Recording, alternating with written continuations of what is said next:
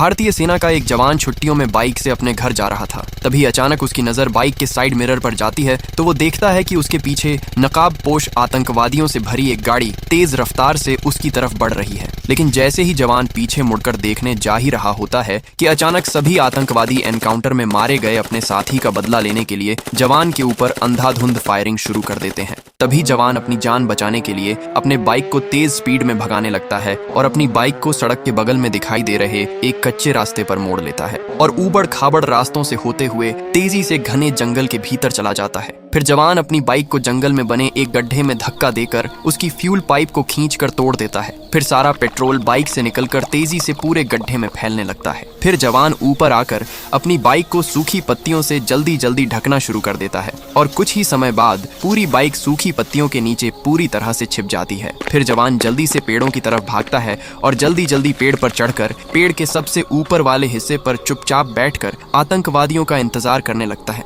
तभी कुछ देर बाद सारे आतंकवादी जवान का पीछा करते हुए जंगल में आ जाते हैं और अपनी गाड़ी से उतरकर जवान को इधर उधर खोजने लगते हैं। तभी कुछ आतंकवादी जवान को खोजते हुए उसी सूखे पत्तियों से ढके गड्ढे के पास चले जाते हैं। तभी जवान मौका देखकर उसी गड्ढे में तेजी से फायरिंग करता है। तभी गड्ढे में पड़ी बाइक तेज धमाके के साथ आग के गुब्बार में बदल जाती है और कुछ आतंकवादी उसी आग में जलकर ढेर हो जाते हैं। तभी सारे आतंकवादी बदले की आग में चारों तरफ अंधाधुंध फायरिंग करने लगते हैं। तभी जवान बिना देरी किए पेड़ की आड़ लेकर सभी आतंकवादियों पर अंधाधुंध फायरिंग शुरू कर देता है और अकेले ही सारे आतंकवादियों को ढेर कर देता है। लेकिन जवान इस मुठभेड़ में बुरी तरह से घायल हो जाता है। लेकिन फिर भी आपने जवान के लिए लाइक और सब्सक्राइब नहीं किया।